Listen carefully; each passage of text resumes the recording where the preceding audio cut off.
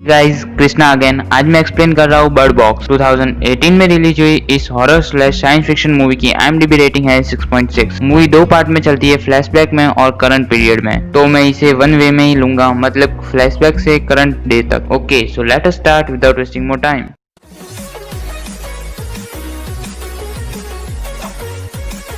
Movie start होती है Malory हाइस और जेसिका हाइस से। मैलोरी और जेसिका टीवी पर देखती है कि बहुत सारे सुसाइड एक साथ हो रहे हैं। पहले तो वो सिर्फ रोमानिया में ही हो रहे थे, पर अब यूरोप और रशिया में भी हो रहे हैं और सारे फ्लाइट्स और ट्रांसपोर्ट सिस्टम बंद कर दिए गए हैं। पर अब तक उस सिटी में इसका कोई असर नहीं था। इसके लिए वो लोग बाहर जाते हैं मैलोरी की नॉर्मल चेकिंग के लिए, और जब वापस बाहर आते हैं तो देखते हैं कि लोग खुद को मारने की कोशिश कर रहे होते हैं। वो दोनों जब कार में होते हैं तो मैलोरी जब फोन लेने के लिए पिछली सीट जब चेक करती है, तब जेसिका कुछ ऐसा देख लेती है जिसकी वजह से वो मेंटली काफी डिप्रेस हो जाती है और अपने आप को मारने की कोशिश करती है, जिसकी वजह से वो कार पलट जाती है और जेसिका मारी जाती है। पर मैलोरी जिंदा होती है। वो देखती है चारों तरफ तबाही, उसे कुछ समझ नहीं आता और वो भागना चालू करती है भीड़ के साथ। पर यहाँ वो गिर जाती है। एक औरत जो उसे बचाने आती है वो भी कुछ देख लेती और ये कहते हुए जल्दी कार में बैठ जाती है कि मॉम प्लीज मत जाओ। पीछे से टॉम नाम का एक बंदा आता है जो मैलोरी को घर के अंदर लेके जाता है। वहाँ पर उस लड़की का पिता होता है डगलस, जो मैलोरी को कहता है कि वो तुम्हारी हेल्प करने आई थी और अब वो यहाँ नहीं है। मैलोरी बोलती है कि आई एम सॉरी। टॉम बोलता है कि यहाँ पर सब डरे हुए हैं। टीवी में इमरजेंसी मैसेज स्प्रेड होता है कि घर से बाहर ना निकल, और वो टीवी आउट ऑफ सिग्नल हो जाती है। यहाँ पर सब लोग डिस्कस करते हैं और समझते हैं कि जो भी उन क्रिएचर्स को देखते हैं उन्हें अपनी जिंदगी का सबसे बड़ा दुख या सबसे बड़ा नुकसान दिखता है। ये सब बताता है सुपरमार्केट में काम करने वाला इंसान चार्ली, जिसने ये सब जानकारी इंटरनेट से ली थी। पर इन सब बारे में उन लोगों के पास कोई प्रॉपर इन्फॉर्मेशन नहीं थी। 3 दिन बीत जाते हैं पर उन्हें आगे के लिए कोई प्लान नहीं मिलती, क्योंकि वहाँ पर बहुत सारे लोग होते हैं जिसकी वजह से उनका खाना भी खत्म होने आया था। वो समझ जाते हैं कि कुछ दिनों में उन्हें बाहर जाना ही पड़ेगा। अभी बेल बजती है और बाहर कोई ओलंपिया नाम की औरत होती है। डगलस मना करता है, पर जब मैलोरी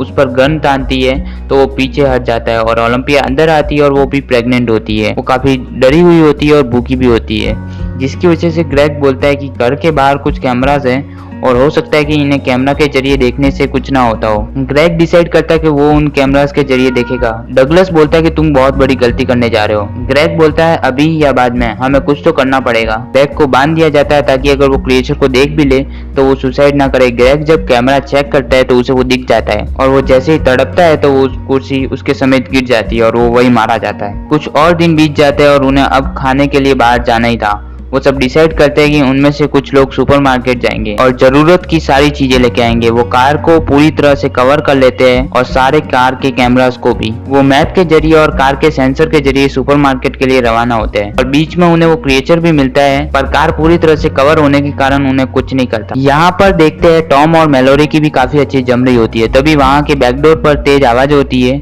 बाहर चार्ली का फ्रेंड होता है, वो उसके लिए दरवाजे तो खोल देता है पर उसका बर्ताव काफी अलग होता है और वो काफी तेजी दिखाता है, जिसकी वजह से चार्ली उसको बाहर निकालने के चक्कर में खुद भी बाहर चला जाता है। और बाहर से एक आवाज आती है, देखो चार्ली ये कितना खूबसूरत है, और दरवाजे के नीचे से खून अंदर आता है। वो समझ जाते हैं और रिटर्न आ जाते हैं काफी दुखी होकर। रात के टाइम वो गैरेज में एक आवाज सुनते हैं। वहाँ पर कार नहीं होती। असल में वो कार लूसी और एलेक्स ले जा चुके होते हैं। अब उनके पास बाहर जाने के लिए भी कोई ऑप्शन नहीं था। लेट नाइट मैलोरी को आवाज आती है डोर पर फिर से, पर जब तक वो कुछ रिस्पॉन्स करती है ओलंपिया दरवाजा खोल चुकी होती है। मैलोरी उससे पूरी इन्फॉर्मेशन निकालती है कि वो कौन है और कहाँ से आया है। वो बताता है कि उसका नाम गैरी है। वो अपने कलीग के साथ था, लेकिन वो घर के अंदर आ गए और उन क्रिएचर को देखने के लिए कहने लगे। डगलस बोलता है कि वो क्रिएचर घर के अंदर नहीं आते। गैरी बोलता है कि वो क्रिएचर नहीं बल्कि इंसान थे। वो समझ नहीं पाते क्योंकि ज्यादातर लोग सुसाइड अटेम्प्ट करते हैं उन क्रिएचर को देखने के बाद। डगलस मैलोरी के हाथ से गन छीनते हुए बोलता है कि जो भी हो यहाँ पर और बाहर के लोग नहीं आएंगे। पीछे से चेरिल डगलस को बेहोश कर देती है और वो लोग डगलस को गैरेज में बंद कर देते हैं। यहाँ पर ओलंपिया और मैलोरी को सेम टाइम पर प्लेन चालू होता है। चेरिल ऊपर उनके साथ होती है। यहाँ पर देखते हैं कि गैरी अपनी बुक से उन क्रिएचर की कुछ पेंटिंग निकालता है और आगे उसे खिड़की से न्यूज़पेपर हटाते हुए दिखाते हैं। टॉम ये सब जब देखता है तब पीछे से गैरी आकर उसे बेहोश कर देता है। इसके साथ ही गैरेज का डोर भी ओपन कर देता है डगलस के लिए। वो ऊपर जाता है और खिड़की से सारे न्यूज़पेपर हटा देता है, पर ओलंपिया बाहर देख लेती है और वो सुसाइड कर लेती है। गैरी चेरिल को भी बाहर देखने के लिए मजबूर करता है और वो भी अपने आप को खत्म कर देती। यहाँ जब गैरी मैलोरी और बाकी दोनों बच्चों की तरफ बढ़ता है तभी वह कहीं से डगलस बीच में आता है और आवाज सुनकर गैरी पर गोली चला देता है, जिसकी वजह से वो घायल हो जाता है, पर वो डगलस को भी मार देता है। आगे टॉम को दिखाता है जो उसकी कहानी खत्म कर देता है। कहानी दिखाते हैं 5 साल बाद जब टॉम और मैलोरी साथ होते हैं किसी दूसरी जगह पर। यहाँ पर वो बच्चे भी काफी बड़े हो चुके होते हैं और मैलोरी उनको ट्रेन करती है सर्वाइव करने के लिए। टॉम को देखते हैं जो किसी से कांटेक्ट करने की कोशिश करता है, वो होता है रिक। रिक उन्हें उस जगह पर आने के लिए बोलता है। वो उन्हें सारी इन्फॉर्मेशन देता है कि उन्हें वहां उस सेफ जगह पर जाने के लिए 2 दिन का टाइम रिवर में गुजार कर आना पड़ेगा। यहाँ पर एक मोड़ है जो कि काफी ज्यादा खतरनाक है, तो उनमें से एक को अपनी आंखों से पट्टी हटानी पड़ेगी और नाव को सही दिशा देनी पड़ेगी। वो आगे डिस्कस करते हैं कि अगर रिक भी गैरी की तरह निकला तो, और वो उन्हें जानबूझकर नदी में भेज रहा हो। टॉम बोलता है कि हर घर में खाना खत्म हो जाता है और उन्हें कभी न कभी तो उस जगह से निकलना पड़ेगा। अगली सुबह वो एक दूसरे घर में जाते हैं जहाँ से वो अपनी जरूरत की सारी चीजें लेते हैं आगे बढ़ने के लिए। वो एक आवाज सुनते हैं, बाहर क्रिएचर के कंट्रोल में आए हुए लोग होते हैं। वो मैलोरी को दूसरे रास्ते से भेजकर खुद उनसे लड़ने जाता है। गोलियां चलती है जिसमें टॉम को गोली लगती है और उसे उन लोगों को मारने के लिए अपनी पट्टी हटानी पड़ती है। इन सब के बाद वो भी उनके कंट्रोल में आ जाता है और खुद को गोली मार देता है। इधर मैलोरी को दिखाते हैं जो काफी दुखी हो जाती है जब टॉम वापस नहीं आता। वो डिसाइड करती है रिक के बताए हुए सेफ प्लेस पर जाने का। वो उन दोनों बच्चों को इंस्ट्रक्शन देती है। वो लोग नदी में उतर जाते हैं। 6 घंटे बीत जाते हैं पर सब कुछ ठीक चल रहा होता है। 14 घंटे के बाद नदी में जब एक आवाज आती है कि तुम्हें उन्हें देखना चाहिए, वो काफी खूबसूरत है। मैलोरी अपनी गन संभालती है और अचानक एक आदमी उनकी नाव पर आने की कोशिश करता है और आंखों से पट्टी हटाने की भी कोशिश करता है, और मैलोरी पास पड़े हथियार से उसे मार देती है। 24 घंटे बीत जाते हैं और वो एक किनारे से लगते हैं। मैलोरी उन बच्चों को वहीं रुकने के लिए बोलकर खुद उस नाव से नीचे उतरती है। उसे वहाँ एक घर